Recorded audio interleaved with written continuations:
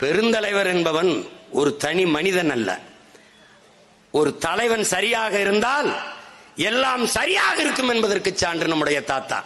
அவருடைய அமைச்சரவையில் இருந்த எல்லாரும் நேர்மையானவர்களாக இருந்தார்கள்.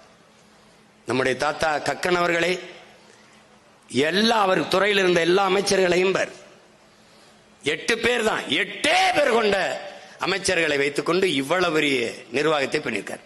9 ஆண்டுகளில் அவர் இந்த மண்ணுக்கு மக்களுக்குமான கொண்டு வந்த திட்டத்தை 50 ஆண்டுகள் மாறி மாறி ஆண்ட இவர்கள் செய்யல.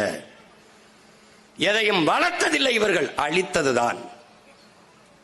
அவர் ஆட்சியில் யாரு வீடு கட்டலையா? வீடு கட்டலையா? ஆத்து மணலை மொத்தமா அள்ளி தின்னானா? அவர் ஆட்சியில் யாரும் வீடு கட்டலையா? இப்படித்தான் மலையெல்லாம் மணலா நொறுக்கி வித்தானா? கல்லா நொறுக்கி கொண்டு வித்தானா? சொல்லு.